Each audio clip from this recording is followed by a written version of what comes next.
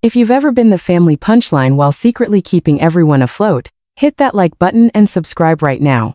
You're not going to want to miss what happened next. My sister Vanessa had always been good at presentations. Even as kids, she could sell anything. Girl Scout cookies, school fundraisers, elaborate lies about why her homework wasn't done. At 34, she turned that skill into what she called a career. Director of Strategic Growth at Hartwell Industries, our family's supposed legacy company. I say supposed because the truth was more complicated than the story she told at cocktail parties. I was standing in the hallway outside the executive conference room at Hartwell's Boston headquarters, watching through the glass walls as Vanessa arranged leather portfolios at each seat. The quarterly shareholder meeting was starting in 20 minutes. Inside, I could see Mom adjusting the floral centerpiece because apparently a business meeting needed decorative touches while Dad stood at the head of the table reviewing notes. The company my grandfather had founded in 1987 as a mid-sized industrial parts manufacturer had evolved over 3 decades, or more accurately, it had struggled, pivoted badly, recovered partially, then struggled again. The Hartwell name still carried weight in New England manufacturing circles, but the reality behind that name was significantly less impressive than the mahogany-paneled conference room suggested. Vanessa spotted me through the glass and walked to the door, opening it just wide enough to speak through the gap. Her smile was the same one she'd used to exclude me from birthday parties when we were 12 and 9. "Jordan," she said pleasantly, "the meeting's starting soon. This is for family shareholders only." I'd been expecting something like this, but the casual dismissal still stung. "I'm aware of the schedule. I have the agenda, right?" But she glanced back at Mom, who was watching us with sharp eyes. "This is a serious business meeting. We're discussing major strategic decisions about Hartwell's future. It's not really appropriate for me," I supplied.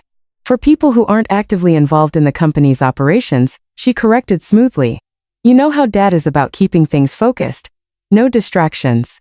Mom approached, her heels clicking on the marble floor. She didn't bother with Vanessa's diplomatic phrasing. "Vanessa's trying to be nice, Jordan. But let's be honest. You're not a shareholder. You tried to start your own business and it didn't work out. That's fine. Not everyone's cut out for entrepreneurship, but this meeting is for family members who actually contribute to Hartwell's success." The failed entrepreneur label had been attached to me 3 years ago when I'd mentioned at Thanksgiving that I was closing down TechBridge Consulting, the small advisory firm I'd run for 2 years. What I hadn't explained because they hadn't asked was that I'd closed it because I'd moved into direct investment and fund management, but their assumptions had calcified into family mythology. Jordan tried business, failed now something with computers that nobody really understood. "I understand," I said quietly. "I'll let you get to your meeting." Vanessa's expression flickered with something that might have been guilt, but she recovered quickly. "Maybe we can grab coffee after catch up properly." Maybe I lied. She closed the door with a soft click. Through the glass, I watched her return to her seat. Dad was checking his watch. Mom was pouring water from a crystal pitcher. The theater of serious business performed by people who'd mastered appearances while the foundations crumbled beneath them. I walked to the elevator, descended to the parking garage, and sat in my car for a moment, phone in hand. The irony was so perfect, it almost made me laugh. Almost. I pulled up my email and found the message I'd been copied on 2 hours ago. Quarterly report Hart Capital Partners portfolio performance. I scrolled to the relevant section, the one they didn't know existed. Hartwell Industries investment summary. Initial investment, March 2020 $45 million via convertible debt structure. Follow-on investments asterisk. June 2020 $22 million equipment financing asterisk. November 7 2040 $5 million. 2020 $18 million supply chain restructuring. Asterisk April 2000 og inotu 30 millioner d. Expansion asterisk. September 202 11 $15 million. Bridge financing asterisk. March 2022 $25 million facility upgrade asterisk. August 2022 $12 million. Emergency operating capital asterisk. January 2023 $13 million market expansion. Total investment $180 million current equity position 47% structured through Part Capital Partners LLC. Notes. Family unaware of funding source. All investments processed through intermediary law firm. Monthly reports confirm continued operations, viability dependent on Hart Capital continued support. I'd bought nearly half of my family's company over 3 years. And they had no idea. The investment bank, the lawyers, the accountants, everyone knew the funding was coming from Hart Capital Partners. What they didn't know was that Hart Capital Partners was me. Just me. Jordan Hartwell, the failed entrepreneur who wasn't allowed in shareholder meetings. My phone rang. Elena Vasquez, my attorney and the only person besides my accountant who knew the full scope of what I'd built. I saw the meeting notice, she said without preamble. Are you there? Just got excluded from the shareholder meeting. Vanessa said it's for family only. Elena's laugh was sharp. The irony is incredible. What are you going to do? I'd been asking myself that question for 3 years. Every time I'd wired another 7-figure investment to keep Hartwell Industries afloat. Every time I'd sat through a family dinner listening to Dad complain about ungrateful investors demanding too much oversight while I literally paid for the meal with dividends from my ownership stake in his company. I'm going to watch, I said. Finally, let them have their meeting. I want to see what they decide when they think I'm not involved. And then I'll decide if they deserve mercy.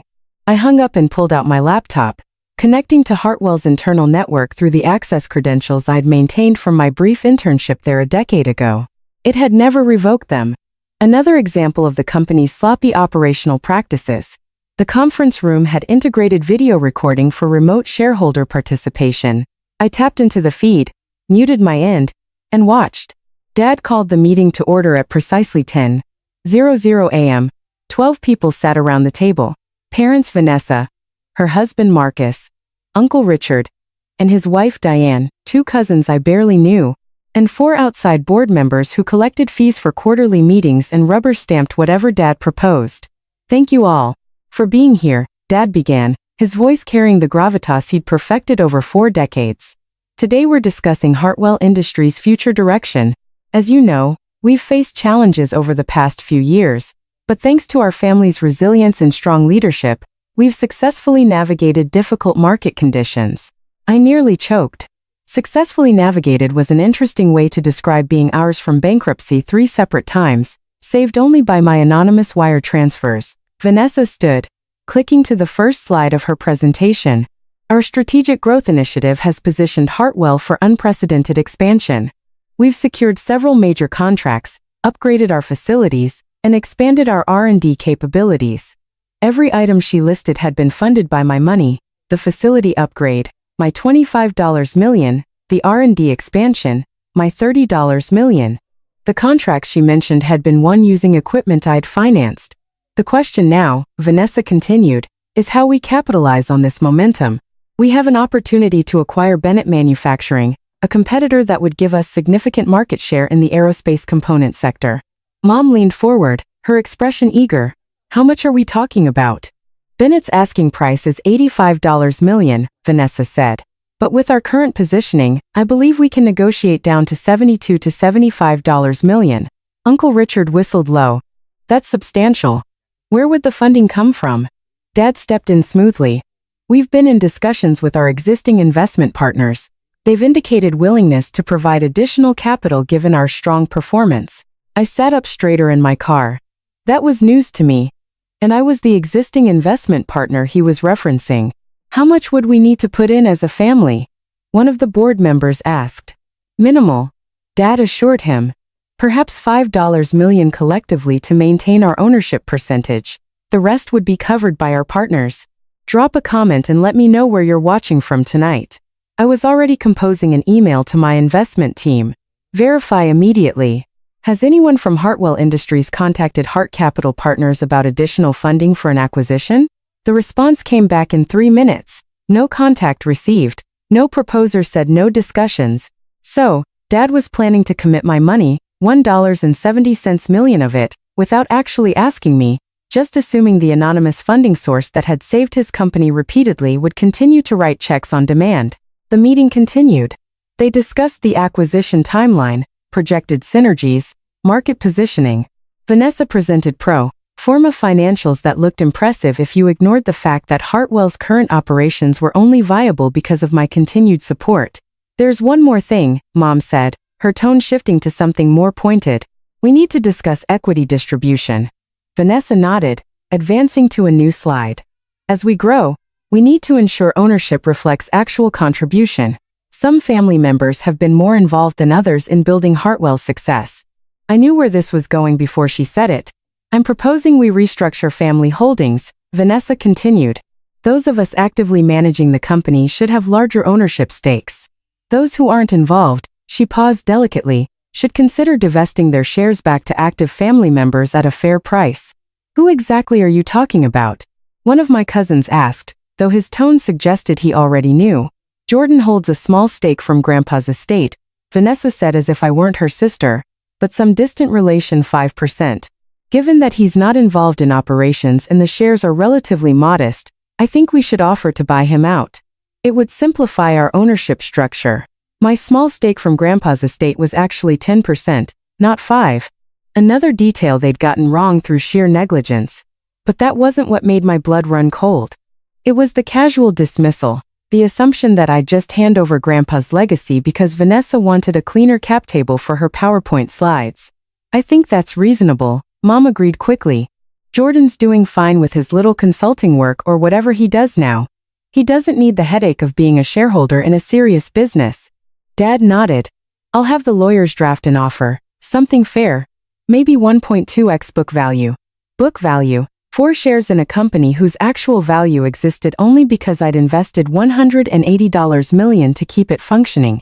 Shares that at fair market value given my capital infusion were worth far more than the fire sale price Dad was proposing.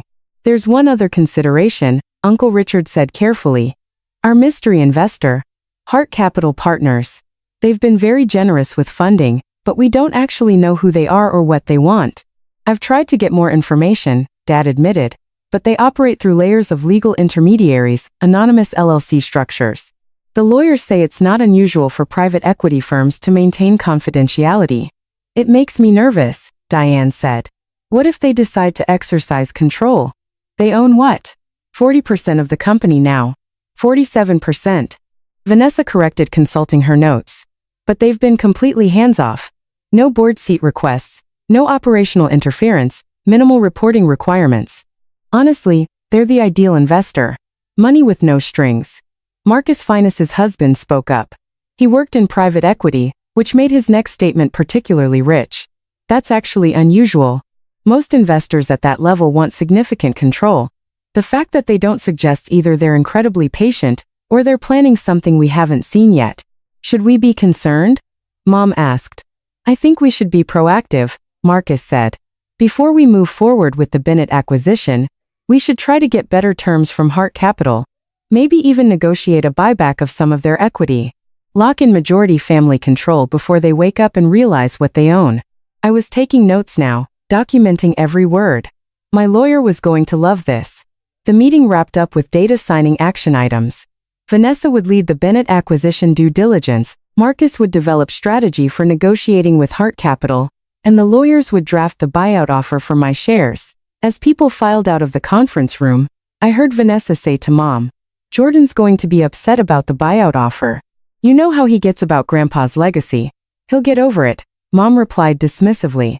It's not like he built anything himself. Some people are doers, some people are support staff. Jordan should accept his role. I closed the laptop and sat in the dark parking garage, my hands shaking. Not with hurt, I'd moved past being hurt by their dismissal years ago. No, this was rage. Cold, calculated rage at the sheer audacity of people planning to strip away shares given to me by the one family member who'd believed in me, all while spending my money and planning to commit millions more without my knowledge. They wanted to negotiate with Hart Capital Partners. Perfect.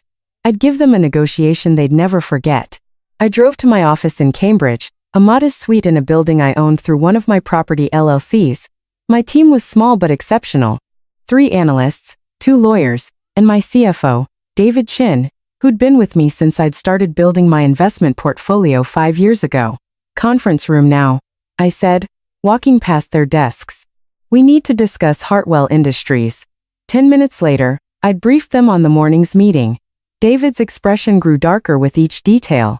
They want to commit your $70 million without asking, and buy out your legacy shares for pennies, he said flatly. That's beyond arrogant. That's actionable. Elena patched in via video call. nodded agreement. The good news is you have complete control here. You own 47% of the company through Hart Capital plus your 10% legacy shares. That's 57% total. You're the majority owner. They don't know that yet. I said the legacy shares are in my name, but they've been so dismissive they haven't bothered to check current registration. And they still think Hart Capital is some mystery entity. So, what's your play? David asked. I'd been formulating it since I'd left the parking garage. They want a meeting with Hart Capital Partners to discuss the acquisition funding and potential equity buyback. Let's give them exactly what they asked for. Hit that subscribe button if you've ever had to prove yourself to people who should have believed in you from the start. Because what happened next was perfect. The meeting invitation went out 3 days later through the same law firm that had been handling all Hart Capital communications with Hartwell Industries. The email was professional, formal, and deliberately vague.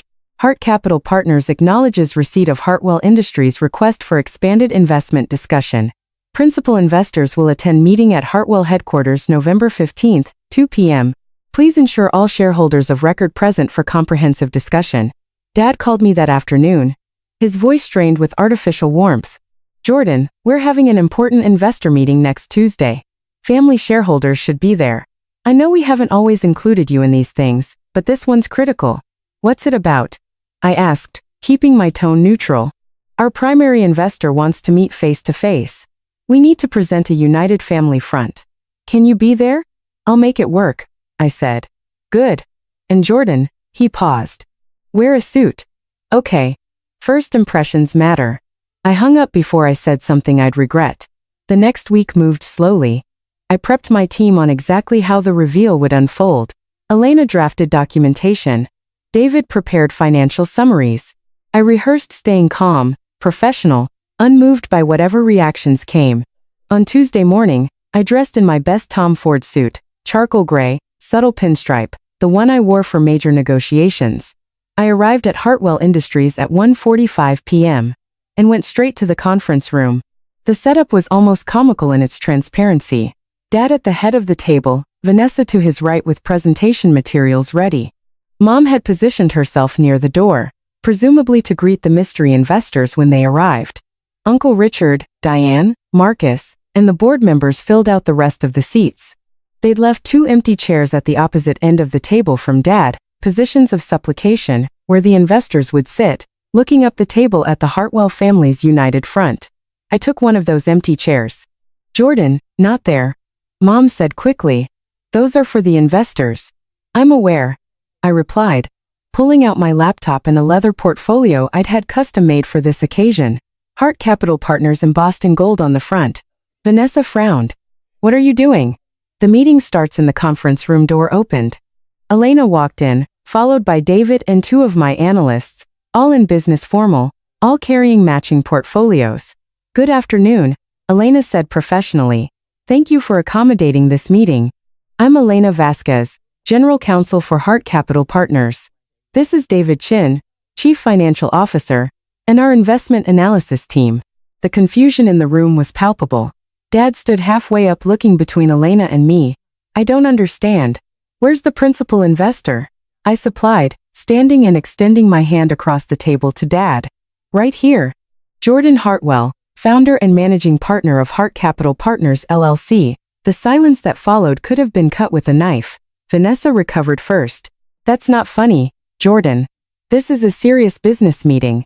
I'm entirely serious, I said calmly.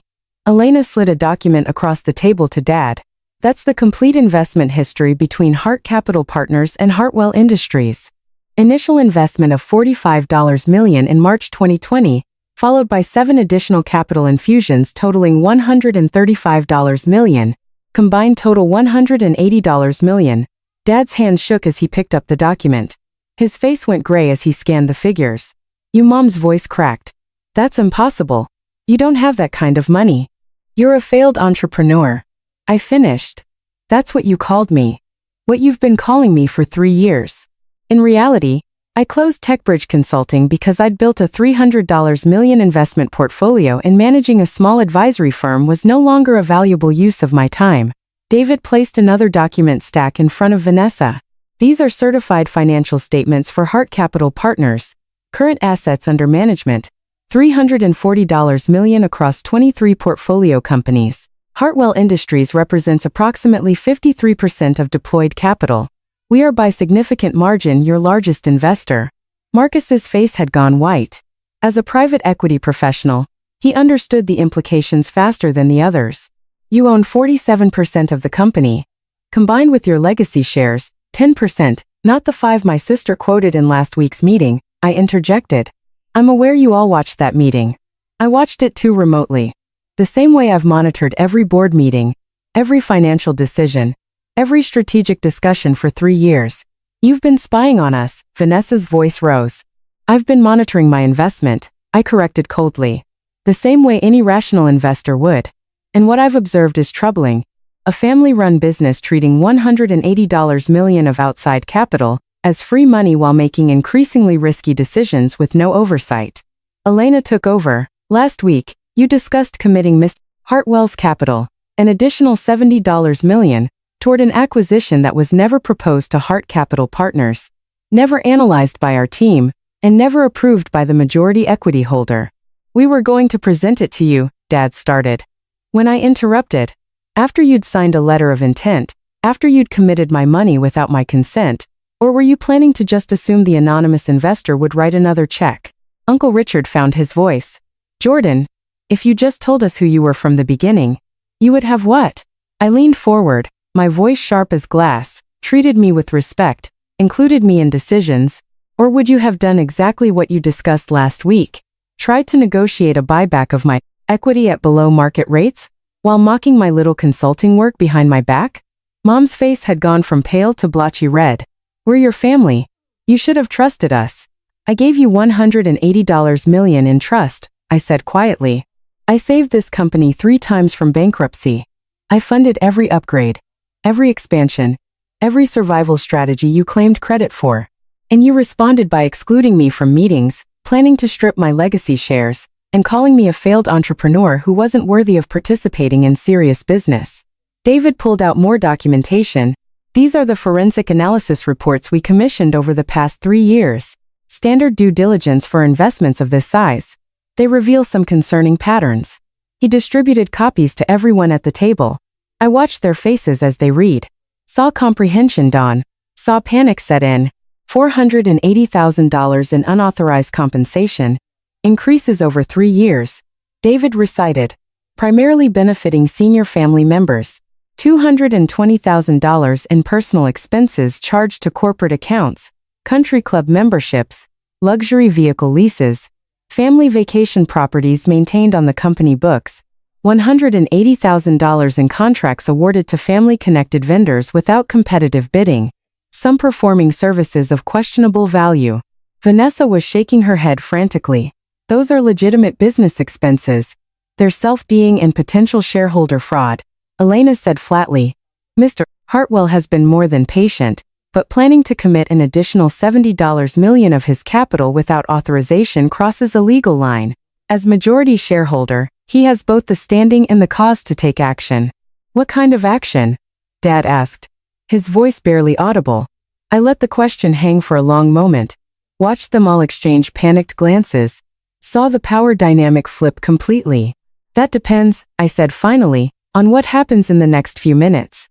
I stood and walked to the window, looking out over the parking lot where I'd sat in my car a week ago, listening to them dismiss me. When I turned back, my voice was calm but absolute. Here's the reality. I own 57% of this company. I am the majority shareholder. I control Hartwell Industries. Not you. Not anymore. Jordan. Please. Mom started. I'm not finished. My voice cut through her plea like a scalpel. For 3 years, I funded this company while you pretended I didn't exist. I've watched you take credit for successes that only happened because I wrote the checks. I've listened to you mock me, exclude me, plan to buy out my legacy shares for a fraction of their value, all while spending my money like it was yours by right. I returned to my seat, hands flat on the table. You wanted a negotiation with Hart Capital Partners. This is that negotiation. Here are your options. Elena distributed one final document. Proposed corporate restructuring and governance reform. She announced. Option 1. I accept the restructuring. I take formal majority control. We install independent board members with actual oversight authority. Family compensation gets reset to market rates, which are significantly lower than what you've been paying yourselves. Questionable expenses stop immediately. The Bennett acquisition gets proper due diligence, and if it proceeds, it does so on my terms with my funding approval. You're taking over the company, Vanessa said, her voice breaking. I already own the company, I corrected. I'm just done pretending I don't. If you accept these terms, you can continue in your current roles under proper oversight at appropriate compensation following legitimate business practices. You'll still have your 43% equity stake. You'll still benefit from the company's success, but you'll no longer control decisions you're not qualified to make. And option 2, Uncle Richard asked quietly. I force a sale of the company to a third party. As majority shareholder, I can do that. You'll get fair market value for your shares, which is significantly less than you think given the company's actual condition without my ongoing support. I'll likely take a loss on my investment, but I can afford it. You'll lose Grandpa's legacy, your jobs, your executive compensation, and any future equity appreciation. Hartwell Industries will cease to be a family business. It'll just be another acquisition on someone's portfolio. The room was silent except for someone's ragged breathing. I think it was Mom. Or option 3. I continued. I withdraw all support immediately. Stop funding operations. Call in the convertible debt which becomes payable in full within 90 days per the terms you never actually read when you were desperate for my money. Force bankruptcy. You lose everything. I might recover 30 cents on the dollar as a secured creditor. You recover nothing. Dad's voice was hollow. You wouldn't destroy Grandpa's company. Grandpa's company died years ago, I said quietly. What exists now is the company I rebuilt with $180 million in 3 years of thankless work. The company you were planning to raid for another $70 million while buying out my shares and calling me a failure. Don't talk to me about what I would or wouldn't do to protect Grandpa's legacy. You've already done worse. Marcus spoke up his private equity experience, giving him clarity the others lacked. The first option, the restructuring. You'd let us stay on merit. I confirmed. Vanessa is actually good at strategic positioning when she's not embezzling through creative accounting. Uncle Richard knows manufacturing operations. Dad understands client relationships. If you can perform your jobs competently under proper oversight, you keep them. But the nepotism, the self-deing, the entitled spending, all of that ends today. We're your family, Mom whispered. You excluded me from that family, I replied repeatedly. Deliberately. You made it clear I didn't belong at your table, so I built my own table. One with better food and much better company. Now I'm offering you a seat at mine, but only if you follow my rules. Visits my table, my company, my money that kept you all employed, and pretending you were successful. Elena checked her watch. We need decisions today. The restructuring documents require signatures from all family shareholders. You have 2 hours to review and decide. Mr. Hartwell's offer expires at 5 p.m. I stood gathering my materials. Conference room B is available for your discussions. I'll be in the executive office that used to be Grandpa's, the one Dad's been using. I'm reclaiming it. David and my team followed me out. Through the glass walls. I could see the Hartwell family frozen at the table, faces slack with shock. Elena touched my arm gently as we walked down the hallway. Are you okay? I will be, I said. Once I know they understand. Understand what? That family is supposed to be a gift, not a weapon. And when you use it as a weapon, don't be surprised when it cuts both ways. 2 hours later, at 4:47 p.m., Dad knocked on the executive office door. He looked like he'd aged 10 years in one afternoon. We'll sign, he said quietly. The restructuring your terms. All of you. All of us. Vanessa's upset. Your mother is processing. But yes, all of us. I nodded unsurprised. Option 1 was the only rational choice, and for all their faults, my family had survived this long by eventually seeing reason, usually at the last possible moment. The independent board members will start next month. I said compensation adjustments are effective immediately. Elena will handle the paperwork. You'll report to me until we find a proper someone external with actual qualifications. You can stay as president if your performance justifies it. And you, Dad asked, what will you do? My job, the one I've been doing for 3 years, protecting my investment, making sure Grandpa's company becomes what it should have been all along. Successful because of merit, not just family legacy. He nodded slowly, turned to leave, then paused. I'm sorry. We should have. Yes, I interrupted. You should have, but you didn't. And that tells me everything I need to know about what you would do versus what you say you would do. Words are easy, Dad. I'm interested in action now. He left without another word. The restructuring took 3 months to fully implement. Independent board members included 2 former Fortune 500 executives and a manufacturing industry consultant I'd known from my investing network. Vanessa kept her role but at 40% lower compensation and with actual performance metrics. Marcus was let go entirely. His contract included a clause about conflicts of interest, and his private equity work created too many potential issues. Uncle Richard thrived under the new structure, actually seeming relieved to have proper oversight instead of family politics driving decisions. Dad struggled initially, but adapted when he realized I was serious about both accountability and fairness. Mom never forgave me. She sold her shares back to the company at fair market value, which netted her $4.2 million, significantly less than the family discount valuation she'd expected, and barely spoke to me afterward. I mourned that relationship, but I didn't regret my choices. The Bennett acquisition. After proper due diligence, we passed. The company had undisclosed environmental liabilities that would have cost $30 million to remediate. We found a better target 6 months later. Smaller, cleaner books, better cultural fit. That acquisition worked beautifully. Hartwell Industries became profitable, genuinely profitable, not just surviving on my capital infusions. We expanded operations, improved efficiency, and started attracting outside interest from strategic partners. 2 years after the restructuring, the company valuation had increased 300%. My 57% stake was worth more than my entire original investment. I built an office in Cambridge for Hart Capital Partners, hired 10 more employees, and expanded into new investment sectors. The Hartwell success story, the turnaround, not the family drama, became a case study I used to attract other portfolio companies. Vanessa and I achieved something like Daytona. We worked together professionally, maintained boundaries personally. She never apologized, not explicitly, but she stopped treating me like I was invisible. That was enough.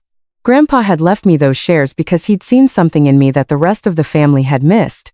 He'd known I'd need them someday, known the family would eventually reveal their true nature. The note he'd left with the stock certificates had been simple. Use these wisely. Build something real. I had, not despite my family's dismissal, but because of it. Every time they'd excluded me, I'd built something they couldn't control. Every time they called me a failure, I'd made decisions that proved them wrong. Every time they'd underestimated me, I'd quietly moved 10 steps ahead. The family dynamic settled into a new normal over the years. Holiday dinners remained awkward but functional. Dad and I developed a working relationship based on mutual respect rather than assumed hierarchy. Vanessa's children called me Aunt Jordan and knew me as the CEO who'd saved their inheritance, not the scapegoat their mother had once dismissed. But I never forgot what they'd said in that conference room, planning to strip away my legacy while spending my money. Never forgot being blocked from my own shareholder meeting. Never forgot being called a failed entrepreneur by people whose success existed only because I'd funded it. Some things you forgive. Some things you just file away as lessons about who people really are when they think you can't fight back. I framed the first stock certificate Grandpa had given me and hung it in my office next to a photo of him at the original Hartwell factory floor in 1987. Below it, I added a small plaque with a quote I'd written. Success isn't about proving people wrong, it's about building something so undeniable that they have to acknowledge what was always true. If you've ever had to walk away from being underestimated and just let your results speak for themselves, tell me your story in the comments. What would you have done? Sometimes the best revenge isn't destruction. It's just becoming exactly who you were meant to be with or without their permission.